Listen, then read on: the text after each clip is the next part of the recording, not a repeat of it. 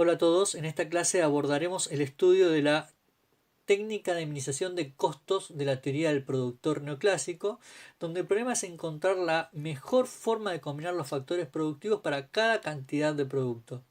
Entonces el resultado de esto es la función de costo que indica la forma más barata de producir dado los precios de los insumos en el mercado. Los supuestos sobre los cuales se construye esta teoría son los mismos que para la maximización de beneficios, es decir, suponemos que la empresa opera en un mercado de competencia perfecta, donde el principal objetivo del productor es la maximización de beneficios, se dispone de tres factores productivos: tierra, trabajo y capital, y cada uno de ellos exige una remuneración a cambio, es decir, rentas, salarios y capital. La manera de comenzar el desarrollo teórico desde este enfoque es contemplar justamente entonces las retribuciones de los actores que intervienen en el proceso productivo. En este caso, la función de costos mínimos se construye a partir de contemplar la retribución al factor trabajo, que se representa con esa expresión WL, la retribución al factor capital, que será representado como WK, y todo esto en función de cuánto la empresa decida producir, que nos indica las cantidades óptimas del factor capital y trabajo que serán contratados por la empresa según el precio que defina el mercado de estos factores, que se supone serán también de competencia perfecta. Este resultado se comprende más fácilmente utilizando las curvas de isocuanta y la recta de isocostos. ¿Qué representa entonces una recta de isocostos? Representará todas las combinaciones posibles de los factores que tienen un mismo nivel de costos. La ecuación planteada así, entonces, la ecuación de costos, tiene a la retribución del trabajo y el capital como constantes, ya que son los precios de estos factores en un mercado que suponemos de competencia perfecta, con lo cual en los mercados de competencia perfecta los precios están definidos por el mercado y los actores, agentes económicos, oferentes y demandantes, son tomadores de precios. Entonces, las variables serán la cantidad de trabajadores y la cantidad de capital que la empresa decida contratar. Si suponemos un nivel de costo determinado, como se plantea en la definición de isocostos, por ejemplo, el costo sub cero, ya se trata de un isocostos, podemos despejar K en relación a L, donde lo que estamos diciendo es que la cantidad de capital que una empresa contrate estará definida por la cantidad de trabajadores que esta empresa decida contratar. Ambas son interdependientes y entonces el factor capital es variable dependiente del trabajo, que viene dado como variable independiente de esta forma así expresado. En términos gráficos, entonces, la isocostos es una recta, ya que no tenemos ningún elemento elevado al cuadrado, y la pendiente será la relación de precio de los factores productivos. Y el resto, es decir, el costo como elemento constante sobre la retribución del factor capital, será la ordenada al origen. La relación entonces entre estos dos factores es negativa, porque para mantener constante el determinado nivel de costos, si aumentamos la cantidad de uno de los dos factores, necesariamente tenemos que reducir el del otro, con lo cual eso explica el signo negativo de la pendiente de esta ecuación de isocostos. El equilibrio entonces, o el óptimo del productor, surgirá a partir de conciliar la recta isocostos con la curva isocuanta. Recordemos que la isocuanta entonces representaba todas las combinaciones posibles entre el factor trabajo y capital para alcanzar un determinado nivel de producción en la empresa. Así, el óptimo del productor lo que muestra es la conciliación entre la relación técnica de sustitución con la relación de precio de los factores productivos en el mercado donde la empresa esté operando. Cuando se logra el equilibrio, entonces, lo que se iguala es la relación técnica de sustitución con la relación de precio de estos factores en el mercado y el rendimiento de los mismos en la empresa, es decir, con los aportes que ambos factores hacen a la producción. A partir de esto, entonces, en términos matemáticos, lo que el modelo busca resolver es cómo hace la empresa para minimizar los costos sujeto a un determinado nivel de producción que se pretende alcanzar. Al igual que en el caso del equilibrio del consumidor, acá lo que tenemos es un problema donde el sistema de ecuaciones está compuesto por dos ecuaciones, pero tenemos tres incógnitas. La forma de resolver esto es construyendo un lagrangiano.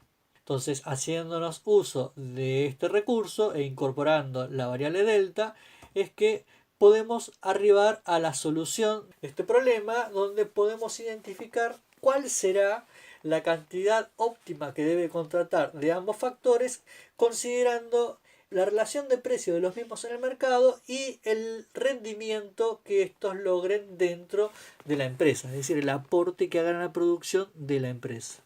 Entonces, la solución a este sistema en términos gráficos es cuando se logra identificar el punto de tangencia entre la isocosto y la isocuanta.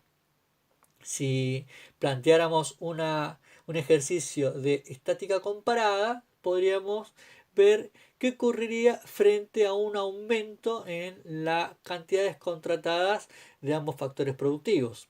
Principalmente, la conclusión será que aumentará la producción de la empresa. Ante mayor cantidad de capital y de trabajo, la empresa puede ofrecer en el mercado una mayor cantidad de bienes, pasando del punto A al punto B y del punto B al punto C, que significan ir pasando a isocuantas superiores, que representan mayores niveles de producción. Como consecuencia de ello, al contratar más factores productivos, también aumentan los costos de la empresa. Es decir, hay una relación positiva entre costos y cantidades producidas. A medida que aumentan las cantidades producidas, aumentan los costos de la empresa. Entonces, a partir de esto, podríamos explicar la construcción de la curva de costos totales de la empresa, donde los costos de la empresa aumentan a medida que aumenta la producción total. Dicho esto, debemos señalar que si las retribuciones de los factores productivos permanecen constantes, porque suponemos que se trata de factores que obtenemos de mercados de competencia perfecta, lo único que va a modificar los costos de la empresa va a ser las cantidades que el empresario decida producir. Es decir, los costos de la empresa están en función del nivel de producción de la misma. Entonces, podemos considerar que estos costos están distribuidos entre costos variables y costos fijos. Es decir, hay una parte de la estructura de costos que se modifica con el nivel de producción de una empresa y hay otros que son independientes de las cantidades que decida producir el empresario. Además, podemos desarrollar la noción de costo medio, que no es otra cosa más que el costo por unidad y que se obtiene a partir de calcular los costos totales sobre el nivel de producción de una empresa. Al igual que como hicimos con el cálculo de los costos totales, los costos medios tienen una parte variable y otra que es fija. Básicamente estamos hablando de dividir los costos medios sobre las cantidades producidas y los costos fijos también sobre las cantidades producidas. Así es como obtenemos el costo medio de una empresa. Además, podemos plantear el cálculo del costo marginal, que conceptualmente el costo marginal es ver cómo varían los costos a medida que varía en la mínima expresión posible los niveles productivos de una empresa. Es decir, nos muestra la tendencia de variación de los costos cuando el nivel de producción varía en su menor expresión, es decir, en una unidad.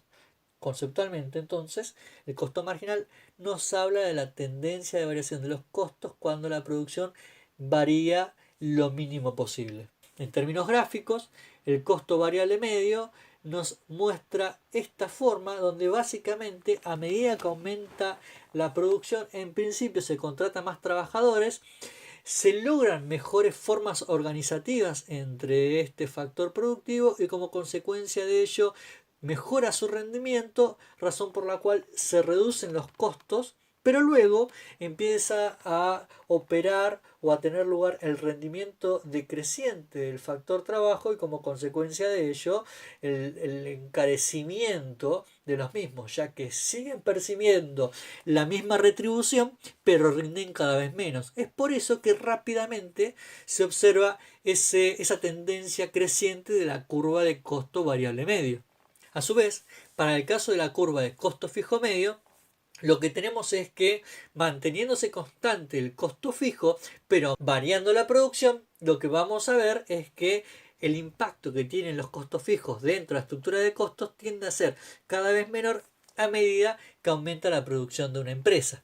A partir de la curva de costo variable medio y costo fijo medio es que podemos construir la curva de costo medio, que no es otra cosa más que la sumatoria de ambas curvas. En términos gráficos, si ponemos la curva de costo variable medio y la curva de costo medio en una misma gráfica, vamos a ver que la curva de costo medio se encuentra por encima de la de costo variable medio porque también incorpora al costo fijo medio. Y también vemos cómo la curva de costo marginal atraviesa a ambas curvas, a la de costo variable medio y a la de costo medio, en sus mínimos. Es decir, la curva de costo marginal parte desde el mismo punto donde surge la curva de costo variable medio y atraviesa a esta y a la de costo medio en sus mínimos, ya que siempre que la tendencia de variación de los costos medios y costos variables medios es decreciente, la curva de costo marginal se encuentra por debajo de ambas curvas y cuando empiezan a crecer, la curva de costo marginal se encontrará por encima de la curva de costo medio y de costo variable medio.